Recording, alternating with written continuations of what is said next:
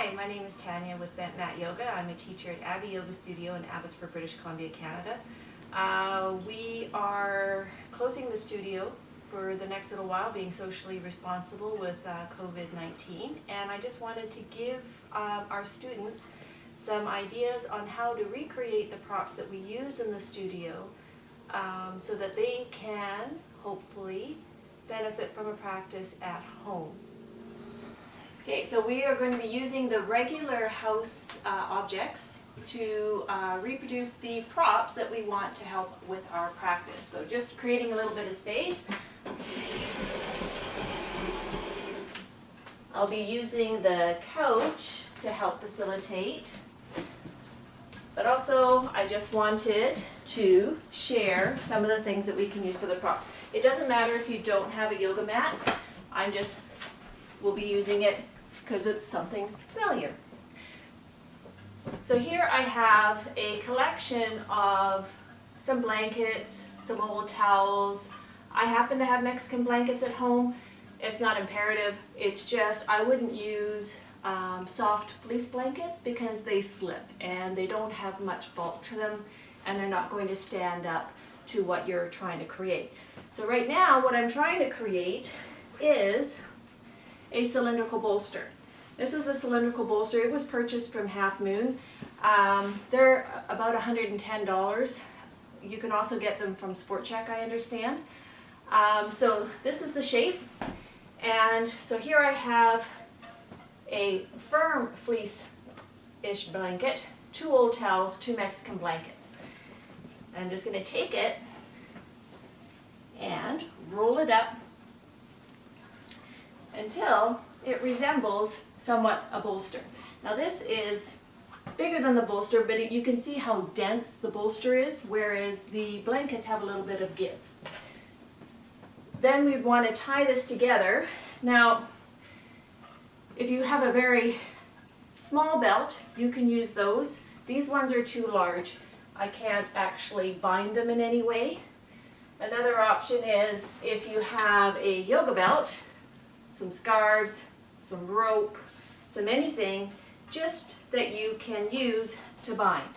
So I'll use my winter scarf on one end. Just tie it up nice and tight so it's not going to come undone. And then on the other side, so these are 2 yoga belts that also came from Half Moon. This is the standard one with a plastic buckle.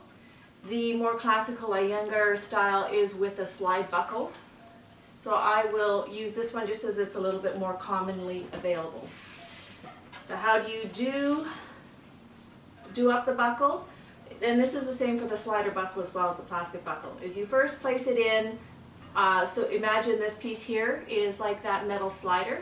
So it's between the slider or this piece and the main part of the buckle. You pull up slightly, and then you put it on the other side of that slider or that piece of plastic and you just pull it. And then you can see, hang on a second, it's tight and it's not going to slide. So now I'm just going to place this buckle, or I should say this belt, on the other side of my makeshift bolster. And I believe these belts are approximately $15 on Half Moon.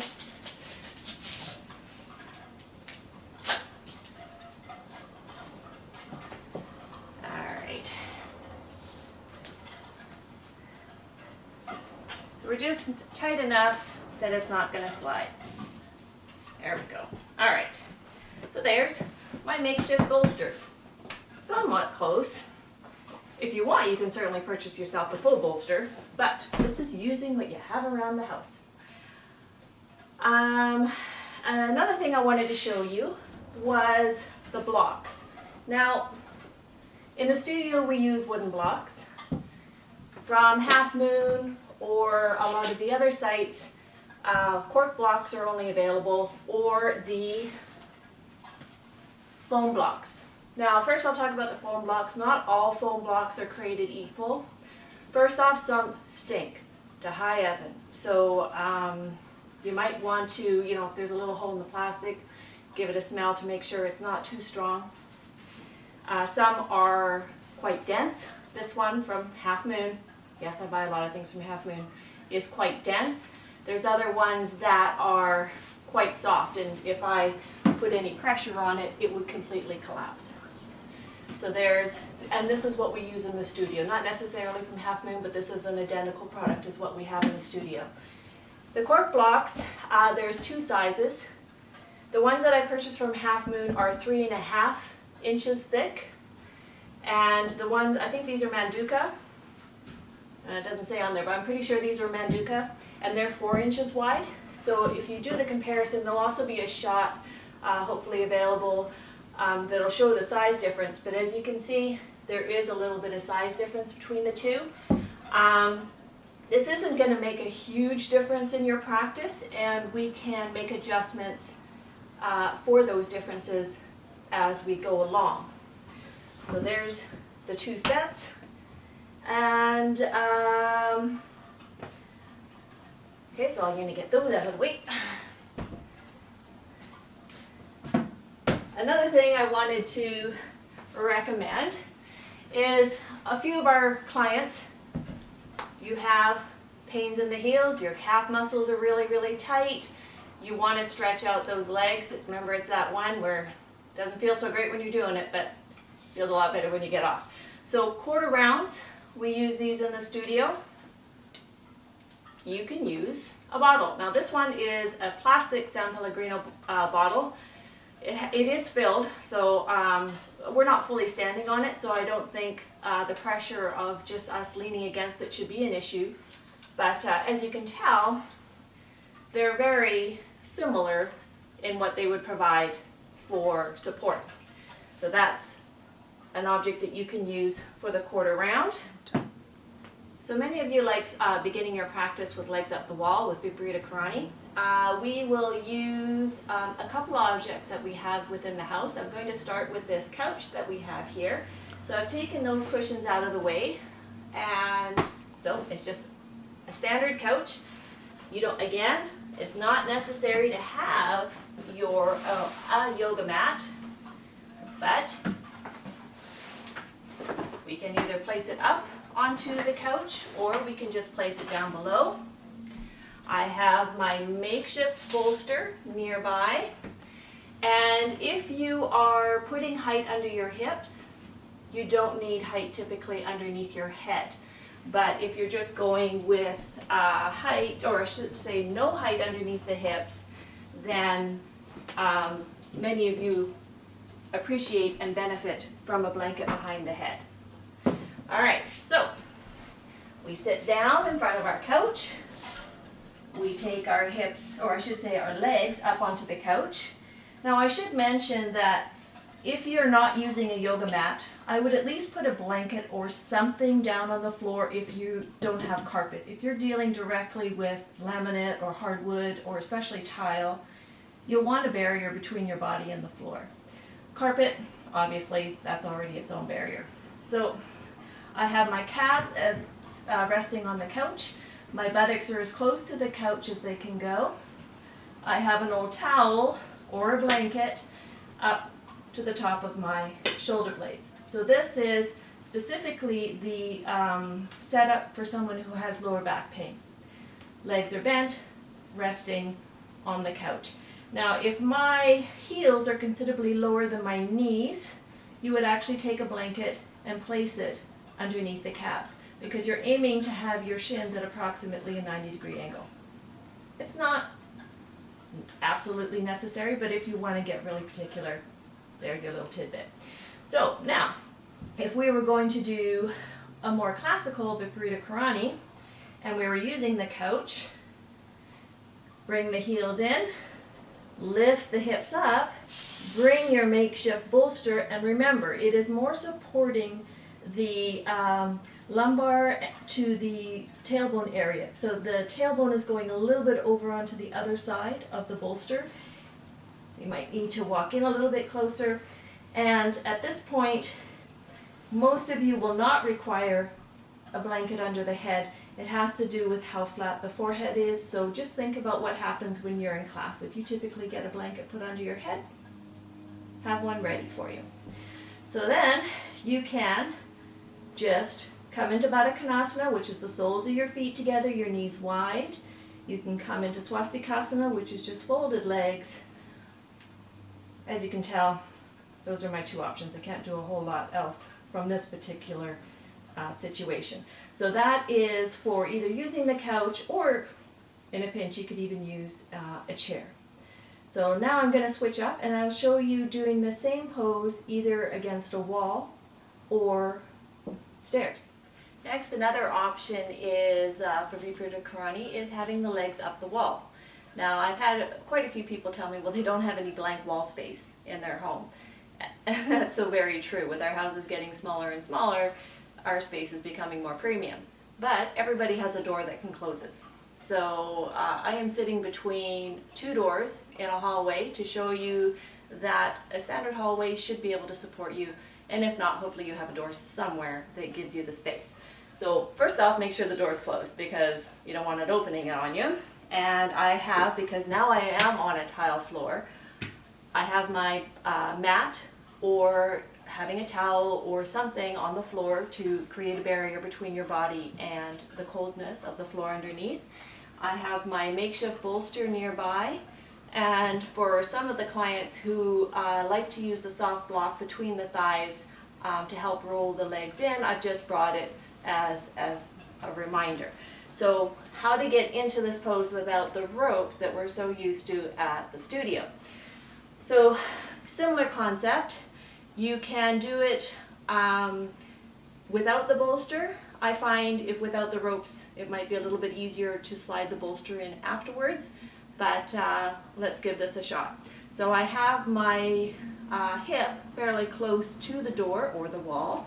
I have my hands behind me, and it's basically coming onto my forearms as I bring my buttocks close or to the wall. Well, at least as close as I can get them. Now, you can now walk in with your shoulders to come a little closer, but if that's not really an option for you, you don't have to be that close. As long as you're in somewhat of an inversion, that's totally great. Now, we need to press into our heels, press into our feet to lift our hips up if we'll be using the bolster. But first I just want to say there's nothing wrong with this pose right here. This is still... Sorry. So do it again, just a little bit. Back Okay, up. let me just think where to start. Okay, tell me when to start. Alright, so my legs are up the wall, and this is a great pose right here. Already my legs are up, I am in a form of an inversion. If you typically have a blanket under your head, put a towel or a blanket here. Just think of the outer hips coming down as the calves are going up towards the ceiling. And if you like the block and you have a block, you can place it in. Now, if you wanted to use your makeshift bolster, if you're on the wall, you can just put your feet on the wall. Now, if you don't want to dirty your wall or you're concerned about your wall, I suppose you could wear socks. Just be careful of slipping with that. With the door, for safety's sake, you guys know, safety is always primary. Maybe put your feet onto the door frame rather than pushing onto the door itself, because what if the door gives way? I just would hate for that to happen. So I have my feet on the door frame, I lift my hips up, I pull my makeshift bolster in underneath my hips, and the tailbone is going over onto the other side. My belt is not bothering my arm, my belt that was used to secure my bolster. There we go. So now we're in more, oh, and don't turn your head when your hips are up. So now I'm more in a makeshift inversion where my heart is higher than my head. If I want to use my block. Now you don't need to use the block. Don't, go spend that extra money if it's not within your budget or you don't think you'll ever use it again. But it is pressing into the back of the head to roll the shoulders onto the back, releasing the sit bones or the outer corners of the hips down towards the floor as the calves are extending the heels up towards the ceiling. Back of the neck is lengthening out from between the shoulder blades. Neck, jaw, face is all relaxed. Shoulders is what's pressing down into the floor as the shoulder blades are moving towards the waist. Try not to look towards your side no matter who is coming to talk to you when you're in this pose, because if you live with people, chances are this is when they'll come and ask you something. Okay, so to come out of this pose, if you have the block, you take it out. Feet are on the door frame. Now, if I had the space, I could just walk my shoulders back. But in this circumstance, I don't have the space, so my feet are on the door frame. I'm pushing into my shoulders to lift my hips. I take the bolster out, and I slowly lower my hips back down. So it's not dropping it down, it's allowing it to come down softly. Okay? So then you can do some variations, Baddha Konasana, Swastikasana, Upavista. You have some options if you want to spend a little bit extra time here. So now we'll show the same setup, but we're going to use some stairs. Okay? Okay, I'm now set up by the stairs for doing Viparita Karani. So I have the hardwood laminate flooring, and I have my mat put up against the stairs, but again, you don't have to have it there. If you don't have a mat, I would maybe recommend a towel or something to go underneath the tailbone, just for comfort. I mean, a lot of yoga is to also be comfortable. So it's a little easier to get into it with the stairs. Oh, and I also wanted to point out, so I've put my makeshift bolster here, and here's a standard stair. So the standard stair is a little bit higher than the makeshift bolster, but it's like having a bolster already set up for you. So I bring my hip close to sit beside the stair, come back onto my forearms, and come back down onto my back. Now, I'm just moving my bolster out of the way. So you can stay here. There's nothing wrong with staying here. If you typically have a blanket underneath your head, this would be your opportunity. Here you go. You're already relaxing. Now, if you wanted to lift the hips up and you wanted to incorporate the stair, you have your feet on the stair, you walk your shoulders in until your lower, the sacrum area is supported on the stair. So you don't want to be sliding off, but you also don't want the stair digging into the kidney area. So there's two ways you can do this pose. You're still rolling the shoulders down onto your back, the inner upper arms up towards the ceiling, but you're just adjusting where your arms are here because the stairs are in the way. Now, a more relaxive, passive way of doing the pose is just extending your legs up the wall. It's a great pose right here. Very relaxing. Lengthening the back of the head out from between the shoulder blades. Face and jaw is soft. If you want a little bit more active version of this pose, extend the legs up. So here, you might do a little bit later on in your sequence, in your practice, but you're still bringing the outer corners of the hips down towards the stair. The front of the thighs are rolling in towards each other, and the calves are extending the heels up towards the ceiling. You're aiming to have your legs directly upward, not leaning to one side. Chest is lifted, armpit chest is lifting up towards the ceiling. Jaw and neck and face is still relaxed. If you often use the block, you can place the block in to help roll those front thighs in towards the block, extending the heels up. So this is a much more active version of this pose, so you don't need to spend as much time here. You can also alternate between the active version of the pose, the more passive version of the pose. You can also do the Baddha Konasana, which is the soles of the feet together, the knees wide. You can even just bring the feet wide and the knees resting against each other. Nothing wrong with that at all. To come out, you just walk your feet down, walk your shoulders back until your spine can rest firmly on the floor, and you come down slowly, softly. Take a moment to allow the back to settle, And then taking your arm out to the side to support the head, roll yourself over to your right, and then use both hands to push yourself up, coming away from the stair first. All right. Another great prop to have if you have this already in your home is a stool. This is one that I purchased from Walmart a couple of years ago. I'm pretty sure they still have them. I think they're about $20 a piece. They're not the same as the ones that are at the dollar store, but for this particular purpose, a dollar store one would probably work as well. It's just this can support a lot more weight than the dollar store one. I'll be using it for a prop for Viparita Karani option, which is the ones we were just doing. This is also a great option for other poses as well that we'll get into as we carry on. So I will show you how to use this. Okay, so I'm going to have it nearby just so that it's easy to grab.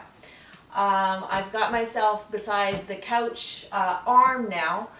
You could also use the wall if you wanted your legs straight up the wall or the door like I showed previously, but just as another option, we're going to use this. All right, so I have my stool close by. I'm bringing my hip close to the side of the couch. I bring my hands behind my hips. I slide my feet up and bring my hips a little closer to the couch. All right, so I have my hand on the stool. I push into my feet or my calves to lift my hips up. I place the stool underneath my sacrum, and I'll show you where the sacrum is when I come out of this pose. And then I can just extend my legs over the arm of the couch. My arms can come out to the side, or I can hold on to the stool. To come out, push into the feet, take the stool out, slowly lower the hips back down.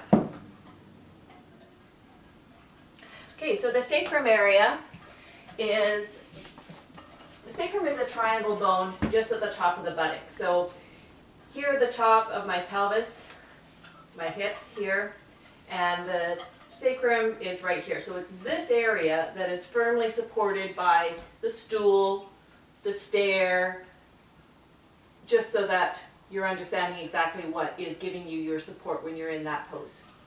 All right, so now we'll be moving on to some other poses. Okay, next up will be Uttanasana. Uttanasana is a forward fold and is also a form of an inversion. I'm standing now, so we'll be doing different heights, so there'll be different options available within the home. My feet are parallel with each other. When you're doing a more relaxed version of the pose, the feet are hip width distance apart. The heels, as you know, are directly behind the center of the middle of the toes. Now, the front of the thighs are lifting up as you extend the chest forward. Bring the hands to, in this case, it's the couch arm. And we do the chest coming forward and the thoracic spine coming in. So remember, the thoracic spine is that middle upper back. It's coming in as the chest is extending forward. So we get this movement first. We'll keep lifting up the front of the thighs, and we're aiming towards the hips, remaining over the top of the heels. Keeping this length in the spine, we then bring one forearm at a time to rest on the couch arm, and then we rest the forehead or the bridge of the nose, this is the bridge of the nose right here, onto the forearms or in front of the forearms. We're working the inner upper arms up towards the ceiling. The front of the thighs are still lifting up towards the ceiling. The thoracic spine is working in towards the body, moving down towards the floor and forward. Spending some time here.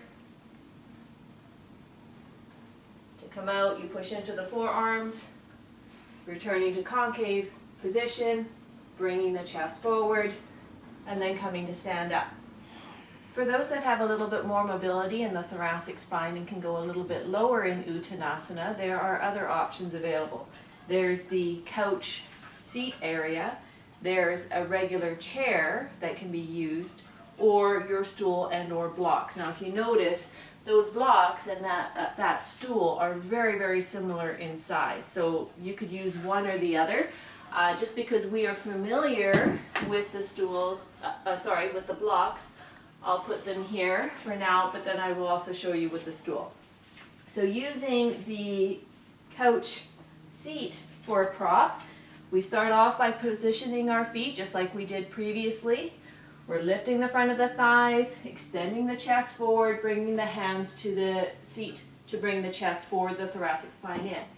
Keep extending the front of the spine as we bring one forearm down to the other, resting the forehead. Now, I can feel my thoracic spine is rounding a little bit. I need a little bit of extra space, or I should say a little bit of extra height. I have some blankets here, but in a pinch you could even use a couch cushion. I mean, why not use what you have?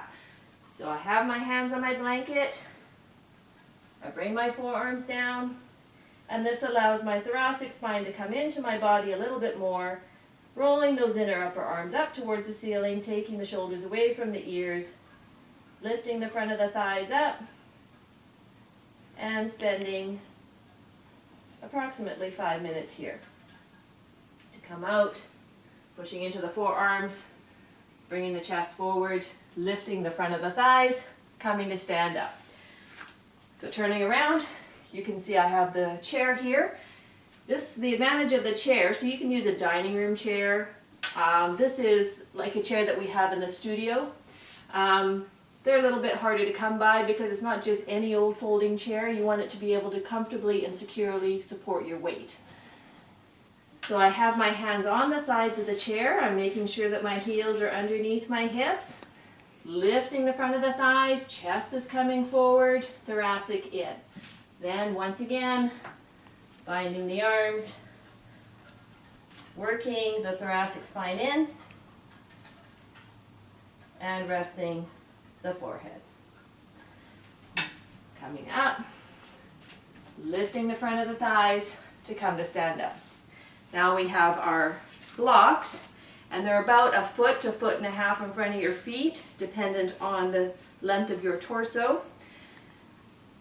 Extending the chest forward, bringing the hands to the blocks. The wrists are underneath the shoulders, heels are underneath the hips. Using the blocks to bring the thoracic spine in, and then bending the elbows outwards as we relax. You can bind onto the arms or bind your arms, relaxing your head. If you want this a more passive and relaxing pose, you can bring the blocks in, but you also want to work with your height so that your hips are still over top of your heels and your shoulders are relaxed.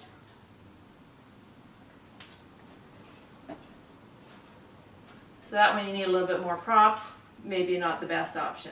But there is a standard option in every house that is a great prop to use for this pose and some others. So we're going to move into the kitchen, or if you're in a hotel room, it could be the bathroom counter. So let's move on up.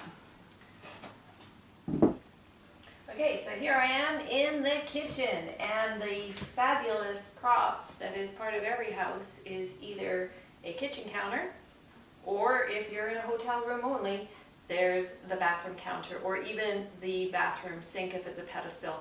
It can still work. Okay, so I am facing the counter. My feet are hip width distance apart. My feet are parallel. I'm enough away from the counter that I can support my forearms and my hips will remain over top of my heels, but that adjustment can be made if required when I come down and I realize I didn't measure correctly. So pushing into the heels, lift the front of the thighs up, chest comes forward, bring the forearms to the counter. So here you can get that thoracic spine in, you can get that concave movement, bringing the shoulders down the back, gauge, or my hips over top of my heels, have my heels narrowed. Quite often they like to narrow once we fold forward, so we double check on them. And then extend the elbows forward and rest the forehead either on the forearms or in front of the forearms. Rolling those inner upper arms up towards the ceiling, taking the shoulders back down towards the waist, rolling the top of the buttocks down towards the heels, and relaxing. To come out, we push into the forearms, lift the chest up, then come to stand up. And that is using the kitchen counter for Uttanasana. So now we can also use it for poses like Prasarita Padottanasana, which is wide leg forward fold. So you'll be coming a little bit closer for that one. Legs go wide. Now, you're not doing the splits, you guys know that. And unless you have a yoga mat here, you're going to have to also work the legs more to prevent the feet from sliding away from each other. So you make your adjustments on how wide you want your legs. The heels are slightly wider than the small toes, and the feet are balanced. So what I mean by that is one foot is not farther forward than the other. We're always paying attention to our space, the space that our body is occupying. Now, with this pose, the front of the thighs are naturally rolling in towards each other already. But we can come forward. We can have our hands on the counter if we want to extend the thoracic spine in. Come forward and rest. Now, I've actually come a little bit too close to the counter. So I'm going to step a little bit back, have a look at my feet, make sure that they're balanced, and then rest my forehead on the wall, on the counter. Okay, to come out, you lift your head up first, and then if you need to, you can walk your feet together from this position, or if you can come to stand up first, you do that, and then you step or jump your feet together. Okay, so that's it for those poses. Okay, downward dog, Adho Mukha Svanasana. So if you have that added benefit or need for getting the thoracic spine in, if you typically use a chair when you're at the studio to do this pose, we can use the couch. You can also use a chair that is pushed up against a wall for safety's sake. So a chair against the wall, or a couch that isn't going to move either because of its own weight or it's also up against the wall. So coming into Adho Mukha Svanasana, we place our hands down. So remember, our hands are nice and wide. You've worked in class the placement of the hands, whether the fingers are pointing directly forward or if we're rotating your thumb slightly forward. So you can play with that. See what works for you in your practice, especially when you're doing a home practice. It's your time to play. So don't get stuck in it has to be done a certain way. As long as you're staying safe and as long as you are practicing the same principles, play within those principles. All right, so the hands are on the height. We'll step back. Now, if you like the concept or the feedback that you get from pushing the hands into the wall, you can also bring the edge of the hands to the couch. That's not a problem. So I'll do that stepping back. We can have our feet hip-width distance apart, or we can even take them to the wide edges. Now, once again, you don't have to have the yoga mat here. It could just be on the carpet, or if you were on straight flooring, don't be wearing socks because you'll be slipping. But it can be done, and I'll show that in a moment, without the yoga mat and bare feet on the floor. So we're pushing into the hands to take the hips back. The front of the thighs are lifting, the thoracic spine is coming in, and we're releasing the back of the head. Making sure that one foot is not ahead of the other. Spending about 5 minutes here. And if 5 minutes is too much, do a minute, come out, do another minute. There's nothing wrong with that. Then look towards the hands, step forward, and come to stand up. Now, what I was mentioning about doing that if you didn't have a yoga mat is you just have to work your legs a little bit more. So, making sure my feet are the same distance away from the couch, lifting the front of the thighs up, thoracic spine in. So you're not pushing your heels away from you per se. You are pushing the heels down. But if you find your feet are slipping in this particular position, you might want to reevaluate how you're using your feet and your legs. Thoracic spine in, relaxing the head. So the other option is you can have, if you have a stool, you can have the stool leaning against the wall and or the couch, or you can even just